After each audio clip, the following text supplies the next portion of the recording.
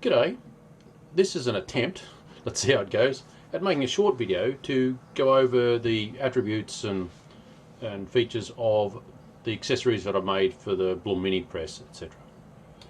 Right, now what you see on the screen here is, my mouse, what you see on the screen here is the version 4, and this version 4 is more suited to, well, it's pretty much only suited to where you want to have the dust extraction on your side of the machine, on the front of the machine. That works in most cases, but I also have another design which is version 3. Now they've both gone through quite a bit of evolution even in the last month or two, so although I've been making these for a couple of years now, they've had all sorts of iterative changes. Now this business here is a part that I break out once the part is produced. This is just so I can print the parts. Okay, a new addition to the design is this filleting here, which if I show that there, you can see it's kind of a, if you look here you can see it's just a kind of a better shape here, a bit less of a fracture point. It never was a problem with these parts produced on an FDM printer, but I'm starting to mess around with resin printers, even coming up to a clear design. It's not quite clear, but this sharp corner is a potential weak point. I'm not satisfied with the structural strength of the resin prints yet. I'm still working on that one. I may get to something slightly clearer than this. You can see it's not quite clear. The only advantage I can see this part giving is for maybe adding a bit of light to where the holes are being drilled, so you can see in better, so it lets a bit more light in. That's about all I can see of this. I can't get it like clear. Alright, so at this stage I'm not selling these, but they may come in the near future. Alright, going back to this guy. Now you can see this is the part here, and the grey is sort of better on video than the black to look at, as in you can see more detail of the grey, but either way, if the camera doesn't show the same thing as I can show on the computer. It's got cutouts highlighted and that sort of thing. Now what you can see here is this space here. Now that allows you to break out those parts. This part on the newer machine, on everything made since 2005 to the best of my knowledge that Blum makes, you can have the extraction exit to the rear of the machine, and that creates a bit of a problem with the on some machines you've got like mini sticks, they're little stoppers that you can fit on the back of the fence. Now those stoppers are great little stoppers, but they have a couple of blocks there which just stick up a little bit, and so to clear that I've got these notches created. On some machines you'll want those notches, on other machines you don't want them. So what I've done with this design is create this business here, so it's a breakout point. So it holds, it's quite structurally strong. As you can see, it's almost a solid part, but if you get a pair of pliers you can break them out. Now it's easy to show this upside down because the lighting works better. You can see here that notch in the front. Now that is so when the machine goes down to the surface of the material, obviously there's a rush of air that comes in from this side, blowing the material through to the other side. So it's just better at picking up the any leftover crumbs and bits and pieces. Now it dawned on me, I've had a couple of customers talk about the vacuum cleaners not sucking the debris away. On my machine I've got a fairly powerful Multibore vacuum cleaner, but it really draws air very strongly. It sucks really hard. So even like MDF shavings out of a hinge hole just get pulled straight through. But having said that, I only have a 38mm hose, not a 27mm hose. Some of the Festool and even the Multibore, you can get a 27mm hose for the Multibore, and that's designed to make it handy for little power tools. But it's not well suited to dust extraction on a real machine. So you want to have a 38mm hose. Now the fittings that come with like the typical vacuum cleaner, I'll just grab one. Now that is my favoured of the commercially produced hose ends. You can see it's got quite a thin wall. So it means the hole inside there, let me just measure that.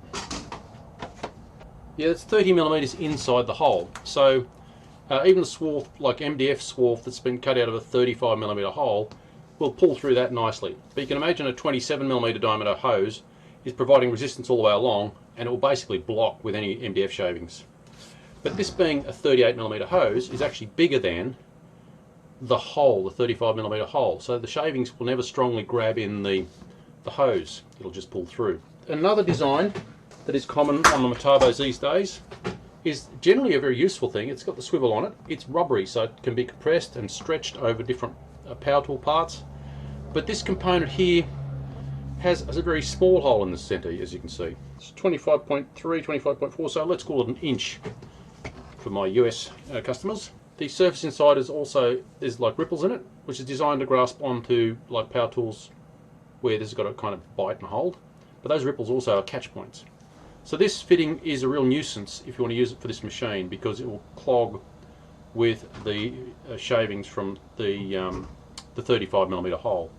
It's okay for the 5mm holes, but it does also restrict your flow. As you may or may not know, if you, let's say, double the diameter of a hole or a hose or something, you get actually 4 times the sectional area, which means 4 times the flow. On top of that, the friction kind of amplifies when you go down in size and reduces as you go up in size. The velocity of the airflow, however, slows down if you've got a given draw on the the vacuum or the pump end. So going from a small hole to a big hole, you end up with a deceleration. So there's a balancing act to try and keep the hole size fairly similar, and that's why I think the 38mm hose is well suited to the nominal sort of 34mm taper, which gives you that 30mm inside. Divide by 25.4 to get inches. So we're talking 30mm is about an inch and an eighth. Another alternative that I have come up with to using the manufacturer's end, so you can take those ends off and replace them with, I have this hose barb design. Now this has got an 80-degree bend in it. So on the version 3, which has a 10-degree up tilt, the 80-degree makes it again vertical. So that ends up being vertical to the machine. So if you're going to use this and you want to get a vertical exit, you can do that. Now I also have on as another option a variable elbow, which you may have seen in another video. I think I've got a specialized video on that. But this is not really designed to be used like this in 2 pieces. It's designed so you adjust it, work out what you want, then glue that joint. So you make the elbow suit whatever you need to have. It also provides you can use it to create like an offset. Another part that I've had a request for being able to deal with a 50mm hose, and that's a 31mm hole internally. So that's a larger hole than Multibores, but what I've done to maintain the strength is, as the part tapers, I've got the wall thickening out quite considerably. Anyhow, you can see here I've got like a barb there. That's for a 50mm hose. If you have a 2-inch hose, it will still be tight on that barb. It will still clasp on that barb. And that gives you the opportunity to use this with a 50mm hose and still fit in the 34mm taper. You can see there the edges shown. You can see it hasn't reduced the hole size much at all. And that would also apply for the version 4. So this is the version 3 with the breakouts. This is the version 4. And this is designed to take a 50mm hose or a 2-inch hose and made it up to that taper. Now I can't make a bigger exit here because there's simply not the height in the fitting for a large, like the 50mm is bigger than that space. So I can't switch straight to 50mm. And there's no necessity for it because they don't block if you've got a reasonable vacuum cleaner pulling at the other end.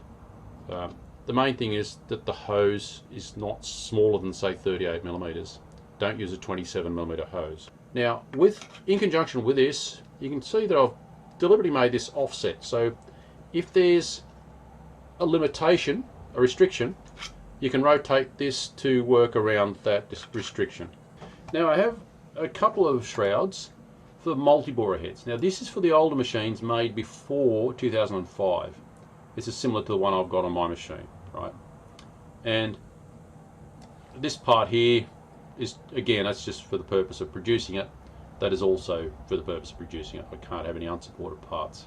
It's a bit like you would get moulding ribs and things if it was injection moulded. Everything has its own limitations. All right, now this guy here is quite a bit more high tech. I had to do a little bit more, a little bit more thinking to make it all work. This is for anything since 2005 with the 9 spindles. So the other one was for the 7 spindle assembly. This is for the 9 spindle assembly. Now what you can see when I rotate this around is these recesses are for working around the mini sticks, you know, the stopper blocks that you have. And this exits towards the rear of the machine. Now this fits the 34mm taper hose, or you can put a 50mm hose over the outside of it. But again, the height there is restricting what my exit size can be. So, you know, I'm restricted by what the machine leaves me to work in. Right. Now, to mount this, there's 2 like acrylic or plexiglass strips, one on the front of the head and one on the back. You unscrew those, keep 2 of the screws, and you simply mount this with those 2 screws. And what has happened here is, because this is so wide and these are, the last spindles are so far away from extraction, I had to do something to make it pick up the you know, debris from this far spindle by retaining some vacuum at this end. So I've got kind of a plenum chamber in this space here, and you see these sort of trapezoidal holes. They're designed to kind of spread the vacuum, if you like. It's just basically lower pressure area along that space. If we get a bit of sneak view, I don't know whether we can see in there. Yeah, in this space here, you can see I've got the body coming up over inside there, and so that's sloped so that debris can flow up through these holes, in, up, over, and around to the extraction port, which is obviously this side here. So I've managed to get it in such a way that the airflow is pretty high at the ends. That's what these trapezoidal cutouts are here for, is to, as it comes down on the material, there's kind of an inrush of air, which kind of goes puff and picks up all the debris around from the drilling. So this one is, you know, squeezing every last drop of velocity out of that air to pick up all the crumbs, sort of thing. Now, another thing you may also be able to tune on the machines is, if I found my older unit, which is this guy, the way the Minipress works, by just controlling the return, like as at the speed at which it goes up, by slowing it down so it takes like maybe 3/10 of a second longer, you give it just a little bit more time for it to clean up the mess before it retracts the head. So that's a worthwhile thing to do. So if you find this a few crumbs left behind, maybe decelerate the lift speed of the cylinder. You'll find that on the valves, on the pistons, you'll have like on the top there's kind of a restriction hole. You need just a small flat bladed screwdriver to, if you wind that in to a point where you get a reduced speed lift, that helps that. Also, on the damper going down, you find if you're using the multibore head and basically a machine set up for only doing that, you can actually speed that process up. So you can speed up the plunge in and reduce the speed of the lift back out. But that depends on, if you're going to switch in and out of using it for hinge drilling and multi-boring, you might want to keep both of them fairly, you know, fairly slowish on the slower end.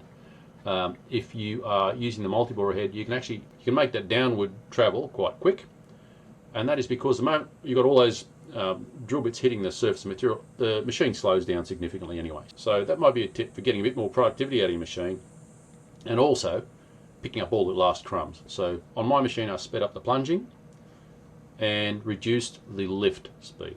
So with the multi-bore head, it is very clean. I've just drilled, yes, I've drilled 2016 holes, and I didn't have to clean up a crumb. It was spotlessly clean. So just by having it, so just that 3/10 of a second slower in lifting, but actually I could speed it up probably by more than half a second in my plunge speed.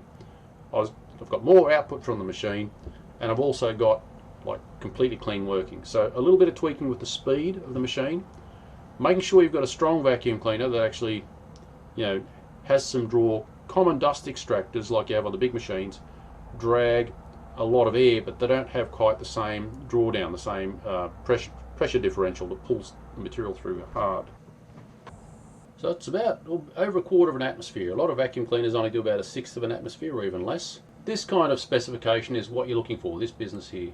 This is nominally 1400 watts, but 1400 watts doesn't actually tell you what you're getting for your 1400 watts. You really need to be looking at the specifications of, you know, the technical data of it, so you can understand what it's doing. So these are the sorts of numbers you want to be seeing. If it says that a half that, don't use that for this job. Okay, so if you're selecting a vacuum cleaner, you want to be looking for something that draws about that kind of vacuum, that kind of, well, it's the opposite of pressure, right? The pressure differential is what we call a vacuum, but it's not actually a vacuum, it's just a lower pressure level. So it lowers the pressure by that much, right? So that's how it kind of sucks, right? Probably not that critical,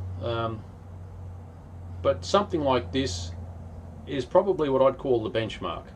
If you get something that's like half this volume, it's probably not going to do the job. If you get something with half this vacuum level, it's probably not going to do the job.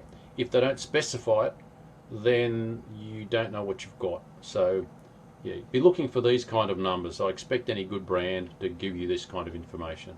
So obviously something that's sucking debris from this big area, the higher the drawdown vacuum, also the higher the velocity will be at the pinch point when the part's coming, you know, when the extraction shroud hits the surface. It's going to like pick up the material in a great rush.